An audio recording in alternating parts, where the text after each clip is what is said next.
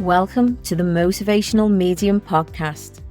I'm Anne-Marie Lord, a psychic medium, author, and the founder of the Motivational Medium Academy. On this podcast, we'll explore intriguing topics such as mediumship, psychic abilities, and the amazing idea that we all have intuition within us. Whether you're a believer, skeptic, or somewhere in between, get ready to unlock your extraordinary potential as we discover the supernatural world together. If you want your questions featured on the show, be sure to join my tribe by subscribing to my newsletter at annemarielord.com. Let's go. Hello, my friends, and welcome to today's podcast. Today, I am absolutely thrilled and I've got great pleasure in chatting with one of the most inspirational women I know. She's an absolute powerhouse in the art of mindfulness and overcoming fear. This lady is a 2-time world champion, 4-time Hall of Fame triathlete, and best-selling author. She is also the CEO of 2 non-for-profit organisations, Believe Ranch and Rescue, and also Horses in Our Hands, dedicating to rescuing horses from slaughter. This lady is also one of Tony Robbins' top 10 global speakers, as well as a keynote speaker at his sellout events, including Unleash the Power Within and Date with Destiny. This is where I first seen this lady at UPW in Sydney in 2018, and she empowers audiences to strive for peak performance and conquer the demons of fear and self-doubt, with her story and her history of how she did this and became a 2-time world champion triathlete and didn't even know how to swim.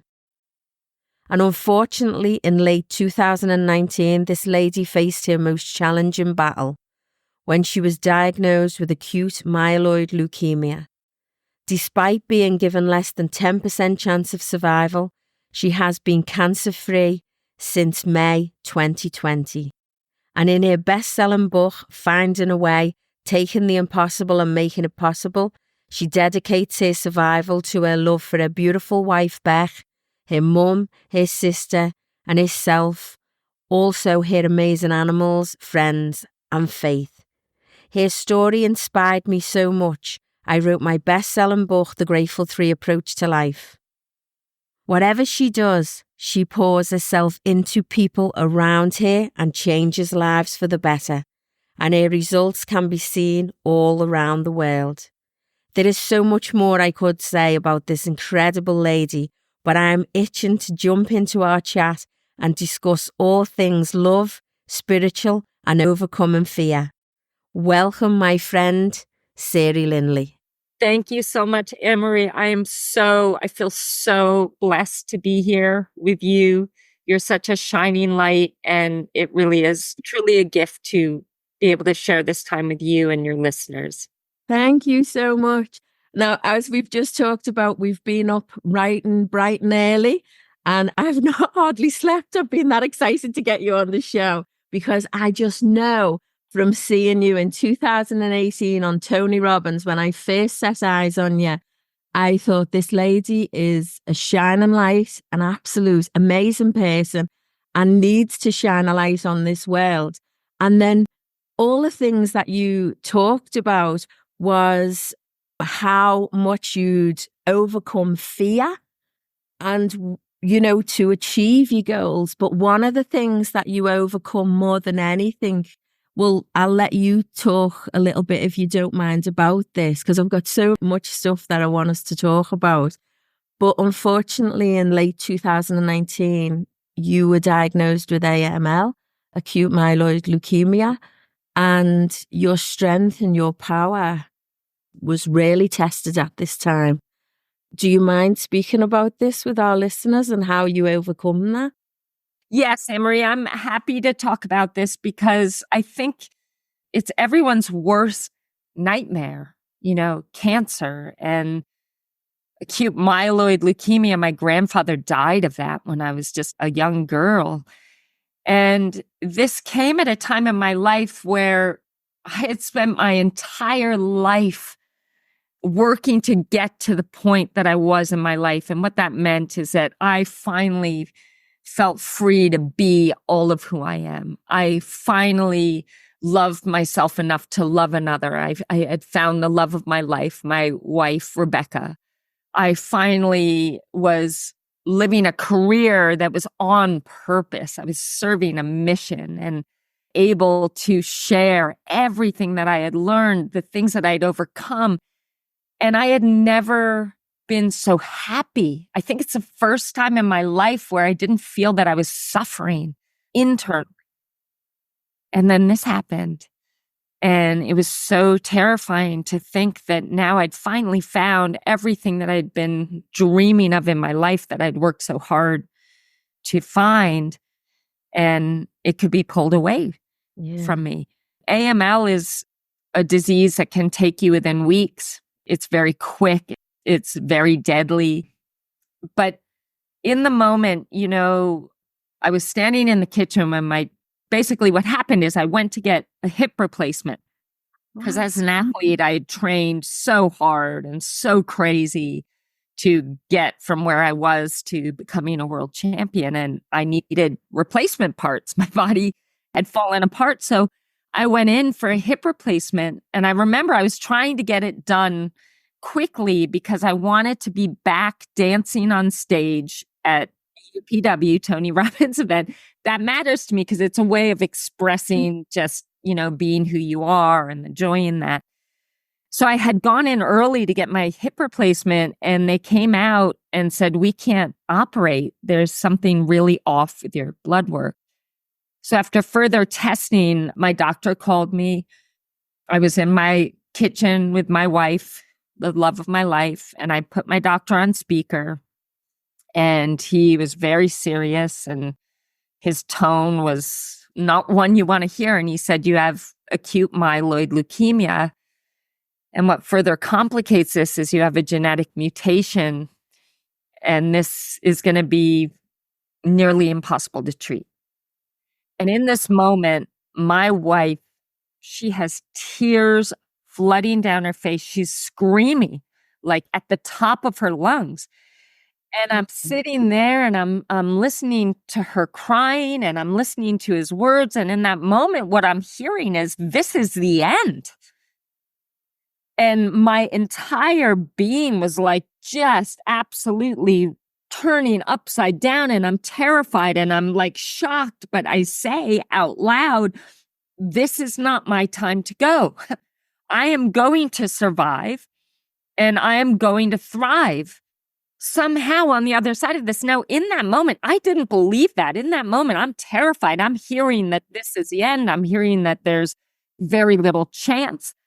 But I couldn't afford to live the story he was telling me, which is, this is the end.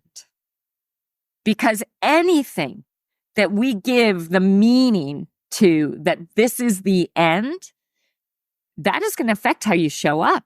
How do you show up if you think this is the end of a relationship? Are you still showing up in a way that, in the beginning of your relationship made it so amazing and happy and thriving? No, like if you think it's the end, you stop trying, you give in. And, I had to give this a meaning that would empower me, that would give me every chance of finding a way through this. So I remember saying, I'm going to survive and I'm going to thrive. So, okay, I don't believe that right now, but future me, the one that will survive, the one that will thrive on the other side of this, what would she believe about this diagnosis? What would she believe about it? And I remember thinking, I had for months, every morning, been walking around our little pond on our ranch and looking at the horses. And I would pray to God. I would say, please just show me a way so that I can touch as many lives as possible and help guide them to the freedom, the joy that I feel now. I want people to know that anything and everything is possible. Please, God, show me the way that I can do that at a greater level. And I thought maybe what I'm going through now is preparing me for what I asked for. What I've asked for is to be able to guide people to living their best lives, to finding joy, for being relieved of their suffering. Maybe who I become in overcoming this disease will be that person. So you see, in giving this an empowering meaning versus the disempowering meaning of this is the end, the meaning we give anything that happens to us determines how we show up. And how we show up determines what we do, and what we do determines our entire destiny. 1,000,000%. So I had to then, it's always, and I ask all of you listening, whatever it is, think about the outcome you want. What do you want most? Well, future you, the one that will achieve that, the one that will make it to that place, what actions do they take? What do they focus on every single day? For me, I got sick very rapidly. I got very sick. I got very weak. I did 2 clinical trials. One of the things that you have to do in a time that's very uncertain is you need to make a decision about how you're going to approach it. And it must be authentic to you.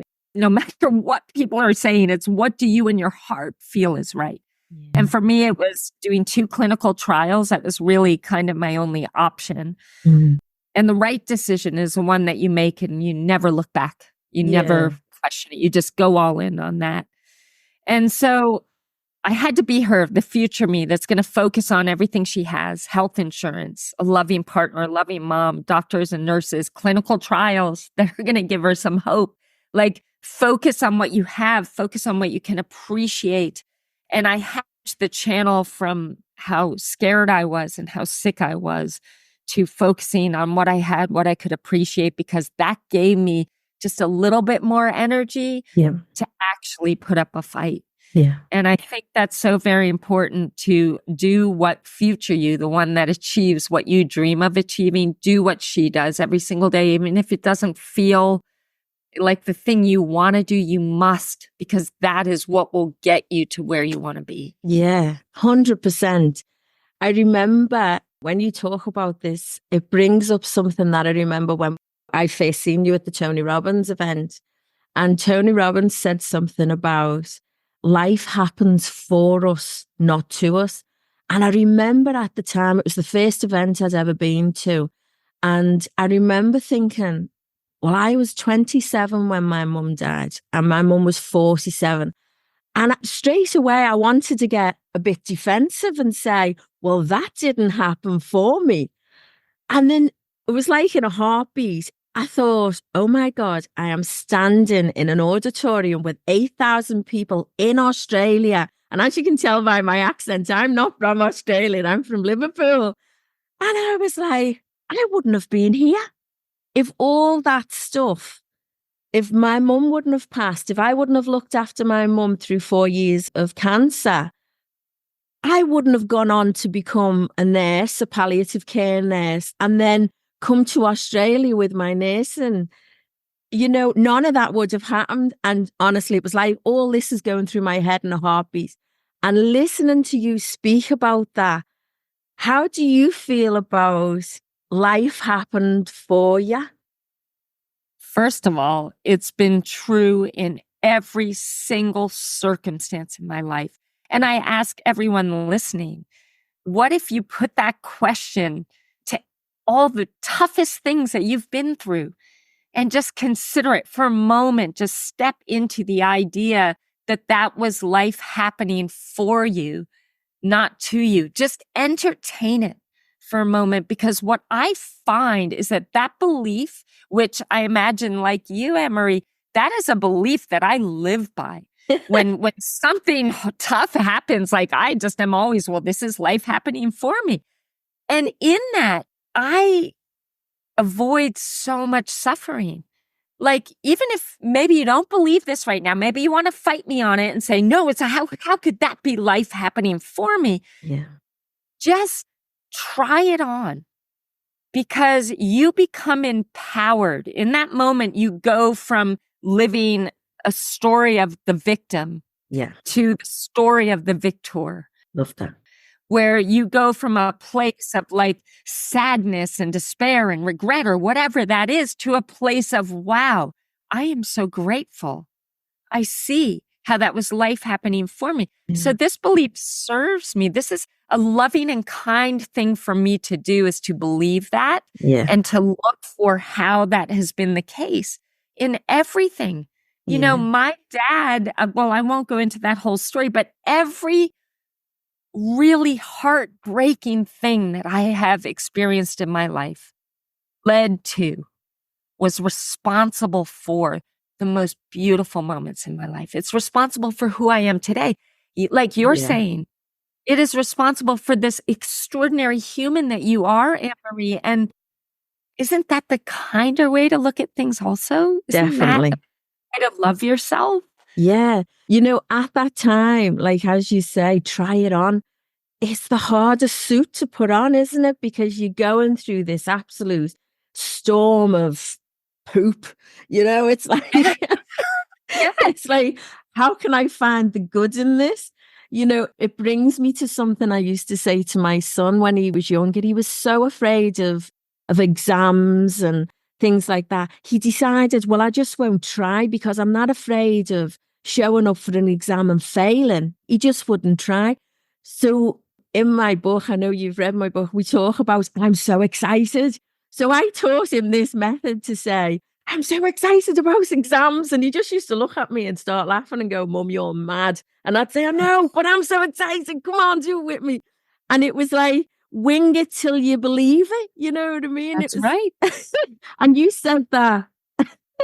It's fake it till you make it. Now, a lot of people don't agree with that, but I think you have to. Definitely. And so when you're showing up, pretending to, even that, so you say, get excited for those exams. A smile comes on your face. Yeah. Like a smile, you don't have to be happy to smile, but you need to smile to be happy. Like Definitely. if putting a smile on your face and even pretending to be excited, what that does to your physiology and your energy is going to lead you to far more likely being successful. Right? So that was brilliant, Anne-Marie. And I love that. And we must set ourselves up for the best experience of life possible. Yes, definitely. And so we need to check in with the things that we believe and the way we look at things and the meaning we give the things that happen to us. Because if we're giving these things, these disempowering meanings, we are then keeping ourselves from living a life of joy and happiness that we all so deserve. I know. And you know, life shouldn't be that hard. And you more than anybody know how hard life can be. But you know, you decided at that time it wasn't, I'm so excited to go through this. It was like, change this mindset. I've got to change this mindset or I'm not getting through this. And you refused to entertain that. I refused to entertain that. Anne-Marie, to me, I couldn't afford to believe that this was the end because there was no way I was going to survive if that was the case. You know, I had to give this a meaning that would make it worthwhile for me to, okay, let's just do whatever it takes and do everything that I possibly can to give myself every chance of surviving. Now, it was horrible. It was the worst thing I've ever been through in my entire life. But the whole time I've felt like there's a purpose in this. Yeah. I was very aware of what are some of the things I'm learning about myself. What do I need to let go of? Who do I need to become to overcome this? Who do I need around me? Yeah. You know, I remember going into my first meeting with my team, you know, the doctors and nurses, everybody that was there to help save my life. And I walked in the door and I said, I don't want anyone on my team that doesn't believe that I am going to survive this. And if there's anyone here that doesn't believe in that, I can't have you here. And there was one guy, he was the psychologist, and he said, positive thinking is not going to save your life. And I said, well, you've made it very easy for me. I'm so sorry you're not on. And I said, this may feel like crazy and it may not feel like something you can believe based on, you know, the statistics and all of this, but I am asking you to entertain. Yeah. There could be a miracle. I'm asking you to entertain that there is a way through. Yeah. And miracles happen every day. So why not to you? You know, exactly when. I mean, this is a miracle for me. I'm sitting here having the absolute pleasure of interviewing one of my true inspirations.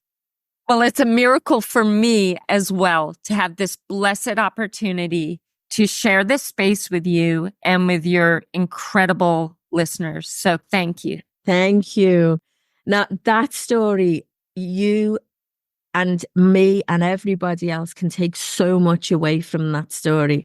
One thing I wanted to just, before we move on, because I want to talk about, I've read your book and I absolutely loved it. Finding a Way. It's just an absolute beautiful book. So if you haven't already read this book, it is Finding a Way. And there's another little bit that is The Impossible and Making It Possible.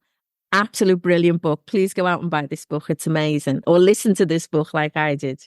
And I wanted to talk about Calvin, but just before I move on to talk about your beautiful dog and all the lovely animals that touch your heart, I wanted to just quickly say how we look at life when something has happened is totally different. When I worked as a palliative care nurse and then I went on to teach nurses how to do this, one of the things I used to say to people, and this is what my listeners maybe can have a little think about, is what is on your bucket list? And people would talk about going to New York or going to the Bahamas or, you know, doing all these great things. And then I said, what if you were given a life-limiting illness? What is on your bucket list? And we'd go around the class again and people would say, I want to feel sand between my toes, or I want to look at the ocean, or I want to stroke my dog, you know? And I used to say to everyone, do that now.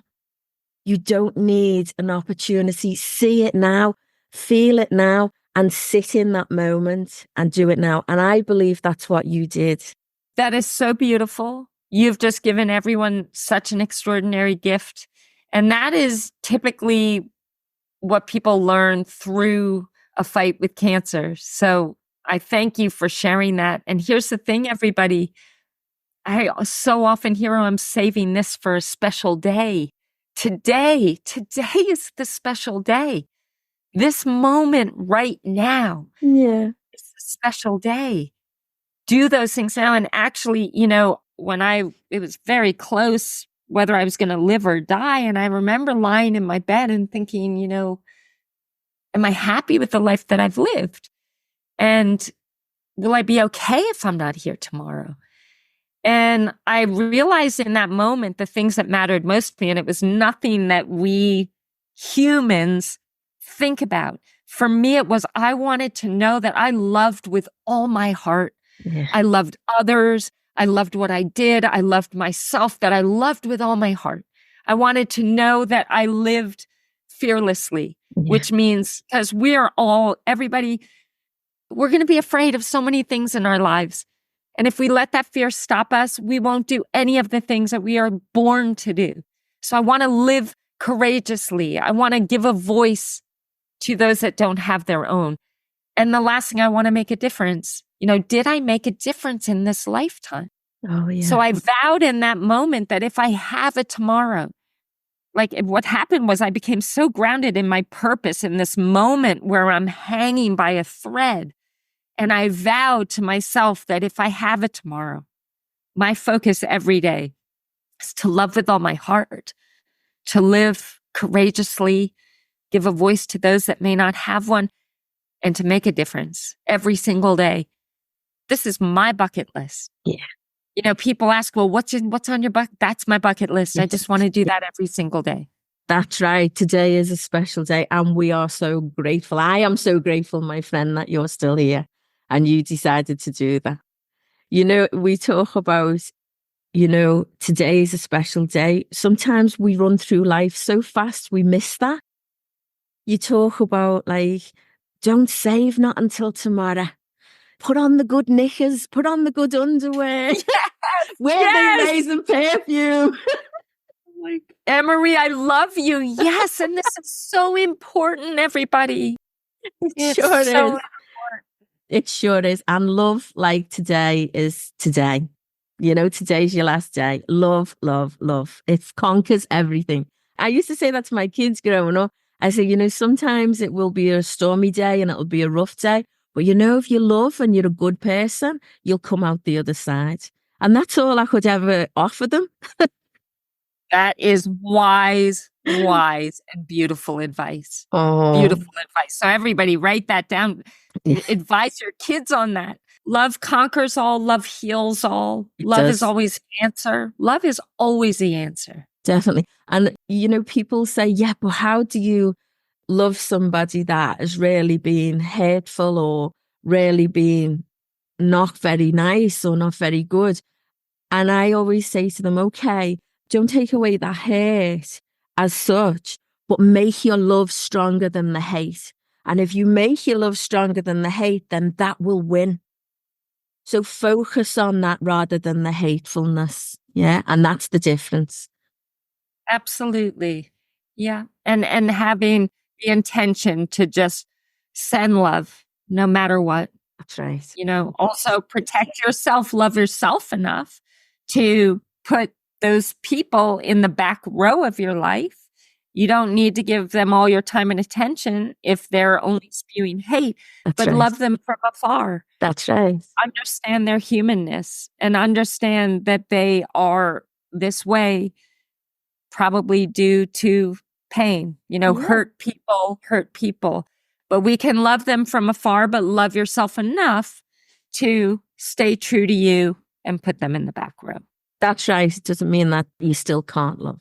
One of the things that I loved about your book was that it was one of the end chapters, and you talked about marrying yourself and writing vows for yourself. And I was like, this is cool. We think about giving everything to everybody. I'll give you a ring. I'll buy you this. I'll do this. And it was like, I'm going to go and buy myself a ring. Yes, this is so important, everybody. I realized at a certain point in my life that the love I've craved the most has been my own. The affirmation that I've wanted the most has been my own. The eyes that I wanted to see me the most are my own. And when you realize that, when you finally give yourself permission to love yourself, to honor yourself, to love yourself like you love your most beloveds in your life, it changes everything. I truly believe. So for me, I wanted to make a commitment to me as I would my wife, as I would my mom, a commitment that says, I will never lie to you. I will never tell you, judge you or be harsh with you because I love you and I see you. Yeah. And you are worthy.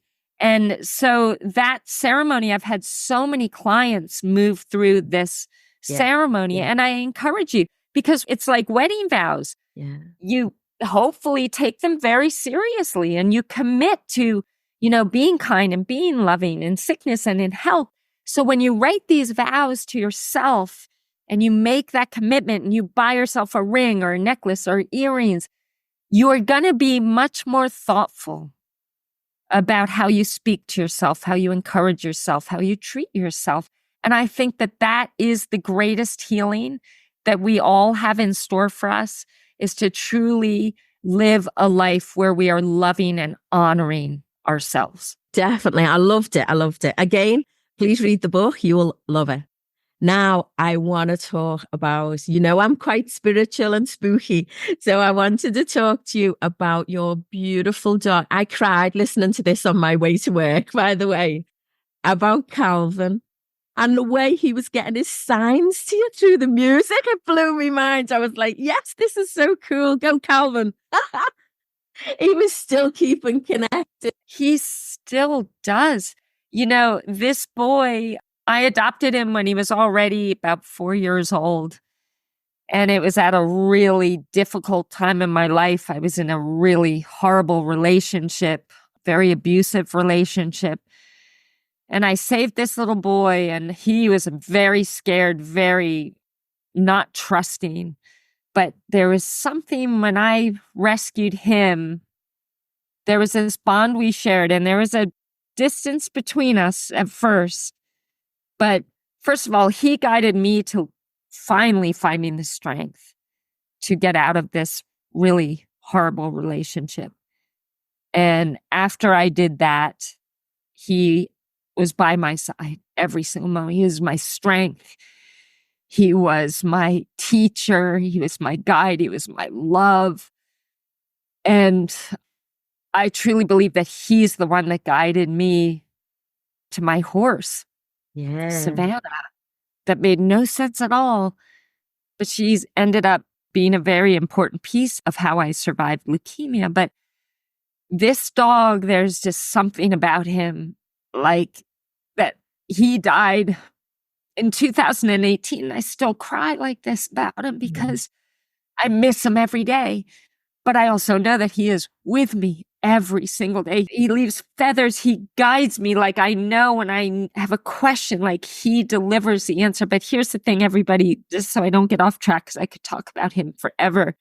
He ended up getting lung cancer. And it was very, very painful to say goodbye to him because he had guided me to freedom in my life and strength and love and support. And I didn't know what I was going to do without him. But he had prepared my horse. He had prepared my wife. He had prepared everyone else to be able to help me through what would come just a year later. But when he passed, I mean, the first time this happened, I was asleep in bed. My phone was off. It was off. And in the middle of the night, this song that I'd never heard before just started playing. And my wife was like, Siri, what are you doing? Why are you waking us up with this music? And I said, I didn't put it on. So I look and I knew it's with these things, you know, and Amory, you're the expert on this, but for me, I just knew it was him. And I took such joy and I just praised him. Oh, Calvin, you're trying. And the words were just, it's a song I'd never heard, but the words were just so valuable. They touched me. It was him speaking to me through this music. So he saw my joy from up in heaven and he kept doing it. I'd be in the middle of a meeting and a song would come on. And so I put together this playlist called Calvin's Playlist, and it has like 25 songs that came out of the blue that started playing when I didn't press anything. And that was his way of showing. I am totally convinced. Yes. He is with me, even though it's been 6 years. I know people say, oh, it's been a long time. They're proud. No, he's here with definitely. 1,000,000% he's with you. And the funny thing that made me laugh is, hasn't Calvin got great taste in music? So did you listen to the songs? Everybody, you must, go to my book. Yeah, definitely. Download the playlist. He has the best taste in music. I was like, I love that song. And I've got something that is really funny to tell you as well. I was in my car. I was driving to work to my office to start my readings for the day. And I'm listening to you talking about Calvin and I'm tearing up. And you're talking about the songs and then I'm laughing. And then I looked at my dashboard thing and the numbers I had 1 hour, 11 minutes and 11 seconds left of this audio book. And I was going, I've got to tell Siri about this. Yes. You. I swear. I wanted to take my phone and take a photo of it and I couldn't because otherwise I'll get arrested. So 11111 is in chapter, I think it's 15, chapter 15, you talk about Calvin. And honestly, in that chapter, it's 11111. And I was like blown away. And I said, thank you, little man, because he was giving us a sign again. So when I looked and I went into my office and I said, 111, what does that mean for us today? And when I looked, it says, your angel. I even wrote it down here. I look for 1111 all the time. Because I'll just randomly pick up my phone, 1111. I say, oh, Calvin, you're just so amazing. I can't express to you, Emery, the joy that you have just given me sharing this story. And little man he was. So just for you all to picture this beautiful boy, he looked like a German shepherd, but he had tiny corgi legs. So he had the tiny little corgi legs with a German shepherd. So when I actually went, I saw a picture of him on this adoption site. And I went to look for him. I drove to the place and I said, where is he? Oh, he's down that side on the left. And I go and I'm looking, but I'm looking for a big dog. Yeah. And I went back and I said, I'm sorry, but I don't see him anywhere. And they said, oh yeah, it's actually, stall number 5. And I went and I looked down and here's this little man, so wise, Oh, so bless. deep, so sensitive. Anne-Marie, you have just I want to say made my life with this 1 hour, 11 minutes and 11 seconds. Everyone, I don't know about you, but these beautiful signs can be so reassuring and fill your heart with joy. So look for those signs. Look for the signs. 11, 11, 11. Because I was like, 1, 1, 1, 1, 1. I was... It blew me, man. The fact that you happen to look, though, at that exact moment. See, now you're on my level. Calvin's pushing your head over to look over at the exact time. I'm over here. Look. Good boy, Cal. Honestly, he must have known that we were getting together today. It was like, you've got to tell me mum this. I was like, okay, I'll tell her. And I was thinking about take a photograph of it. I'll get arrested, so I can't take a photograph. Thank you. You have just given me the ultimate gift. Oh, you're so welcome. That. You're so welcome. Your gift that you shine on this earth is a gift that just keeps on giving. We are so grateful that you are here, my friends. We are so grateful. And I, for one, I'm so grateful that you continue to shine your absolute light on this earth. Keep looking for your signs because this little fella hasn't finished yet. Anne-Marie, I want to thank you for continuing to shine your beautiful, magnificent light in this world. I've been looking forward to doing this. And to everyone listening, I'm here to shine a light on all of you. Yeah. And I think it's so very important. And I hope each and every one of you goes home tonight and looks in the mirror and really look into your own eyes and really think about, the love, the beauty, the magic that is you, and know that you deserve joy and love and happiness and to have everything that you ever dream of. My hope is I just want you to see you. Yeah. And you're so kind to me, Anne-Marie, and, shining light on the things that you love and appreciate about me. But what I really hope is that my message inspires all of you to really recognize and acknowledge the beauty and the gift that is you. Oh, definitely, definitely. There was 2 things that I wanted to really talk about, and I don't want to make you sad again, but I wanted to talk about your horses. Oh my God. And our horses are so healing and beautiful creatures. And you, in the introduction, I spoke about how you're the CEO of Believe Ranch and how you rescue horses from slaughter. But for me and a lot of my clients that I see, I've even done a reading and had a horse in the room. Now, I know that's going to sound crazy. I've had hamsters, I've had dogs, I've had horses. And for me, horses have got something. It's like a soul connection. It is. Isn't it? So you're going to love this, Anne-Marie, because before Calvin, I had a cat and her name was Gertie. And Gertie was the love of my life. This is many, many years ago, probably 30 years ago. And Gertie died of cancer as well. I did everything I could to keep her alive. I was so devastated when she passed. I set up an appointment with an animal communicator. And the animal communicator said she's taking time to rest, but she'll be back and she's coming back as a horse. And I was so upset, Anne-Marie. I'm so upset because there's no place. When am I ever going to have a horse? So I was very upset. And I said, I can't believe I've wasted all my money on this. And I went about living life. And it was probably about 20 years later that Calvin guided me to, actually, we were out here where I live now in Santa Ynez, California. We were just visiting for a month. We rented a house, and every morning I would walk Calvin and his 2 brothers down the road about a half mile. And our turnaround point was at this little farmette where there was a horse.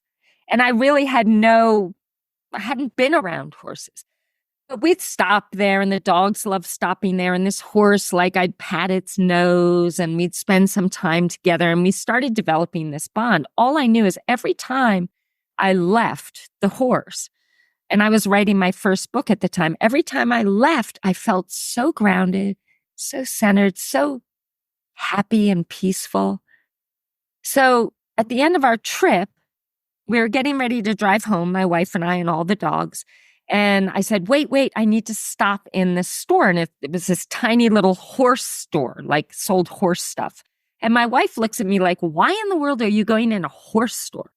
Well, I go in, and this is almost like I did this asleep, because I went in, I bought a cowboy hat, and I walked out, and my wife starts laughing. When are you ever going to wear that? And I said, as if I was asleep, I said, I am manifesting one day having a horse. It was within 2 weeks that I am riding my bike at home down this road that I've driven and ridden every day for the past 10 years and didn't notice that there was a Colorado horse rescue. So I ride my bike in this place. I go in and I wanted to talk to the horses, and they said, fill out this form. It ended up being a desire to adopt form. And I go back the next day and I wanted to meet this little old horse because it made me feel safe. And the lady that was the trainer there said, no, I have the perfect horse for you. Her name's Savannah. Now, I knew nothing about horses. Remember, everybody, she is like 1,500 pounds and very powerful, and I know nothing about horses. Anyhow, within a couple weeks, I have rescued my first horse, not knowing anything. But what happened in this process, what horses do, is they guide you home to your deepest truths. They guide you home to truly seeing yourself and the person that you are. Learning how to work with her, learning how to ride her. I was so afraid. I have a fear of heights. I have a fear of big, huge things. I overcame so much fear because this relationship is so rewarding and so powerful for me. And what I realize is that the courage and the bravery that I needed to develop this very deep bond with her is exactly what I needed to overcome leukemia. Yeah. So she came to me, was life happening for me. That being said, though, when I was seeing the impact she had on my life, I thought, well, what did I need to rescue her from? Why is there a rescue? And that's when I became aware of this horrific practice of horse slaughter, which is just beyond your imagination of what happens to them. And I watched this video that just brought me to my knees of despair. It was just the most horrific thing. And it was that night that I created Believe Ranch and Rescue. We rescue horses from slaughter. That was 7 years ago, and we've rescued 311 horses from slaughter. That is amazing. And the beautiful thing is, we're very proud in these, there's so many more. I wish we could save more, but these horses have gone on to heal humans and to guide them home to their authentic truth, to heal humans from anxiety, trauma, PTSD, pain. So it's come full circle, and my little cat Gertie knew. That's it. That's where it all comes from. I thought you would appreciate that story because I was so mad. And now look at my life. I mean, I'm surrounded by horses. So to that lady, to the animal communicator, I'm so sorry I doubted you. You were amazing. Oh, look. We get that quite often, Oh, I'm so sorry. I didn't believe you. Right. So, Amory, I apologize on behalf of all of you. Okay. Do you know, the funny thing is, I did an interview with another medium from the UK last week, and we were talking about the soul and how the soul is just not my soul, just not a piece. She explained it perfectly. She said, our soul is like a pizza. And a part of that pizza comes to incarnate into this world, and we live in this world. And I believe your beautiful Gertie, a part of her came and incarnated, went back, and if you can picture this, she went, wow, there's this lady and she's going to do amazing things and she's got great spirit. anyone want to go? And this horse is like, yeah, I'm off. I love this. I can vouch for that. She's amazing. Oh my God, I love this so much.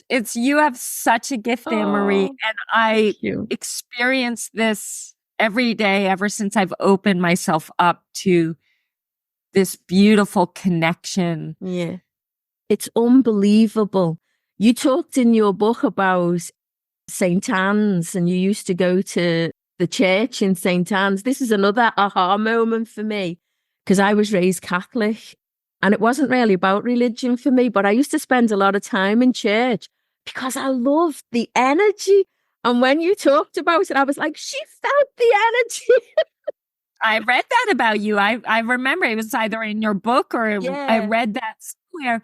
And I too looked at that and said, that was me. That's it. It's just that it was where I found that for the first time. Yeah. But what I think is so true is that it's all around us in every moment if we are willing to open our eyes and to accept that and to allow it to grace us with its presence. And I feel so deeply blessed because it has brought me so much. When you open up to it, it's life-changing. It's life-changing. It makes us know that it's not just about now. It's not just about here. And we will one day all be back in the pizza, and we will be back together and we will share that love and that great love that still transcends beyond the physical world, I go outside every night, Anne-Marie, and I put my hands out and I look up to the sky and I say, thank you to my angels, my guides, my spirit. I feel you. I love you. Move through me. Like, help me be all that I'm meant to be. Let me just pour love into this world. It has brought me so much to just know, like you're saying, that we are so supported. Yeah. We are so guided. There's love all around us. And let's live within that versus the other stuff we can get caught up in. So I'm so grateful for you, advocating for this and sharing your gift and helping others feel safe and comfortable with theirs. Thank you so much. Siri, my journey with you today, I would have got up at 4:00 every morning to do this. Thank you. Well, I feel so grateful for you, everyone listening. Thank you. You are following an extraordinary soul here in Anne-Marie. So you are in good hands. And I feel so blessed to know you. You said this was a miracle. It's a miracle for me as well. So thank you. I just send you so much love. Thank you, thank you, thank you. And Siri, I just want to say everything that I spoke about on the intro will be in the notes, all about the horses, all about your triathlete stuff, all about how you help other athletes overcome their challenges and, what an amazing coach you are. And everything will be in the show notes where you listen to your podcasts and also on my website. And you can visit Siri. And Siri, can you let us know how people can contact you and follow you? Sure. You can go to my website, SiriLindley.com. I am on Instagram, Facebook. Believe Ranch and Rescue is our nonprofit, rescuing horses from slaughter. You can follow us on Facebook, Instagram, or go to our website. But I'm going to see you again. I don't want this to be the last time that you and I connect. So we're going to do this again, everybody. And I hope you'll all join us again next year or whenever that beautiful time will be. Definitely. I would love that. And I know you're such a busy lady because you work a lot. We were supposed to do this, was it last week or the week before? And Jen, Siri's personal assistant, messaged me and says, oh, your friend's just off to go and work with Tony Robbin. And then I remembered that's the first time I ever seen you. So, yeah. So I'm sorry, but I'm glad we made it happen. I can't wait for the next time, Anne-Marie. And Definitely. To all of you, just sending you all so much love. And thank you for sharing your precious time with the two of us. Thank you, Siri. And as I say, all Siri's information will be on the show notes. Thank you guys for listening today. I have absolutely loved it. And I have loved my beautiful friend, Siri Lindley. Thank you. Thank you so much. Thank you for tuning in. I hope you enjoyed this show. It's important to note that while I'm here to inspire, encourage and guide you, I'm not a psychologist, psychiatrist or a doctor. Join me again in 2 weeks for more captivating revelations on the supernatural. Remember to be in with a chance to have your questions answered on the podcast. Subscribe to my newsletter at amarylord.com. Stay in the tribe to vibe. I appreciate you guys. See you next time.